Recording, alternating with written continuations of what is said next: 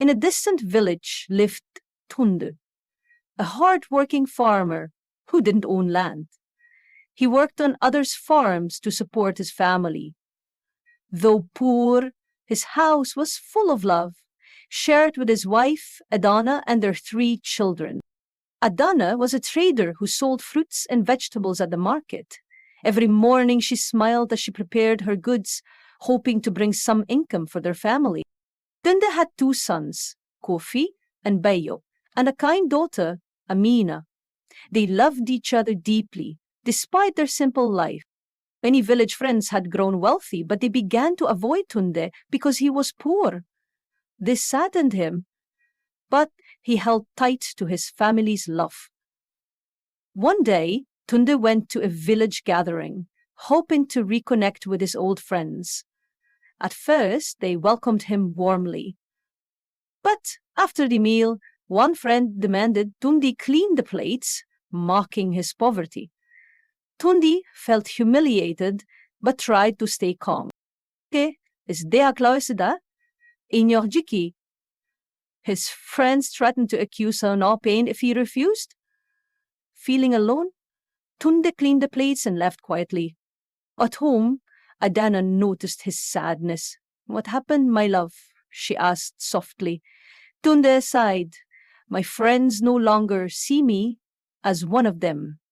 Despite the pain, Tunde continued to work hard on farms. Sometimes, those who employed him asked for extra favors with little pay. One day, a friend laughed when Tunde asked for money, saying he must wash clothes and clean houses first. Tunde agreed, tired but determined to provide. The harvest season came, and Tunde approached Chief Azuka, the richest man in the village, hoping for steady work. Chief Azuka accepted the inn's promised good pay. Tunde and his sons worked long, tiring days, harvesting crops under the hot sun. When harvest ended, Chief Azuka paid only a third and told Tunde to return the next day for the rest. This made Tunde uneasy. At home, Tunde told Adana about the delayed payment. She comforted him, saying, "We face this together."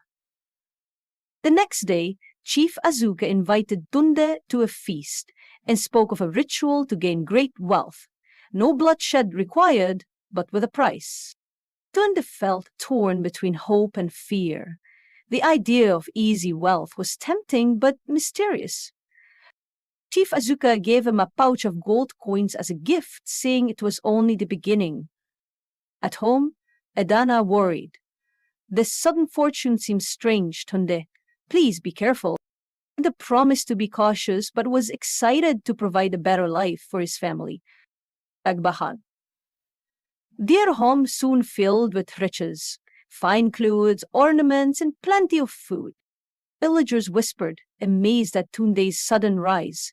Some said he was blessed by the gods.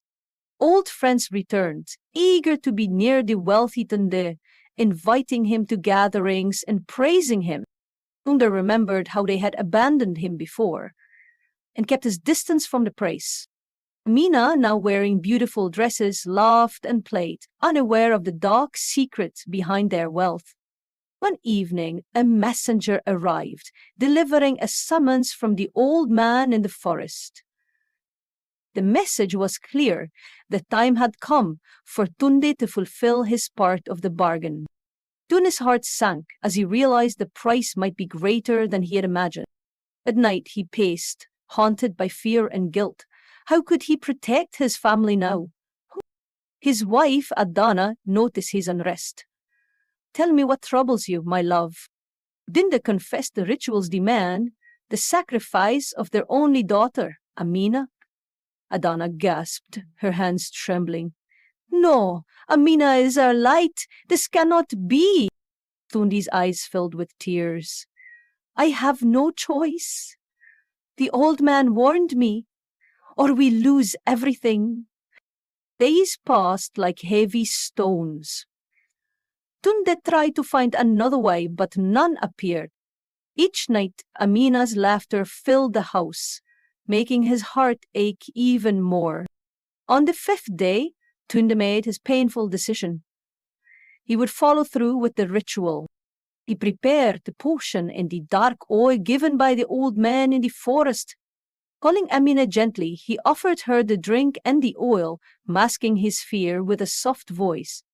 Trusting her father, Amina drank the potion and took the oil, soon falling unconscious. Tunde carried her to the forest clearing, his heart breaking with each step. He laid her gently on the ground, tears streaming, whispering apologies to the silent trees.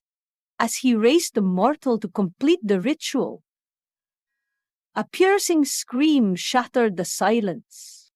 It was Adana. She had followed him, desperate to stop him. Villagers arrived, torches lighting the dark forest. They restrained Tunde and rushed Amina away. Amina was taken to the herbalist, who worked to reverse the potion's effects. Tunde was left alone, bound and broken, overwhelmed by guilt and sorrow. The villagers debated fiercely. He must face justice for what he tried to do. Tunde was taken to the king's palace, his head bowed, heart heavy with shame. The king listened as the villagers told of the terrible night and Tunde's confession. Tunde explained how Chief Azuka had tricked him with promises of wealth. The king ordered a search for Chief Azuka, but the rich man had vanished without a trace. The king sentenced Tunde to prison but spared his life, acknowledging the influence of fear. Tunde's family was allowed to visit, and he vowed to atone for his mistakes. At home, Adana stayed by Amina's side, hoping for her full recovery. Amina slowly regained consciousness, surrounded by love and care. Tunde spent his days in prison reflecting on the true meaning of wealth and family. His story spread through the village, a warning against greed and temptation. Despite his mistakes, Tunde's family forgave him, valuing love above all else. Amina grew strong, a living symbol of hope and resilience for the village. Tunde found peace in knowing his family survived, and his story became a lesson. The village remembered the tale that true wealth is not gold, but the love we share,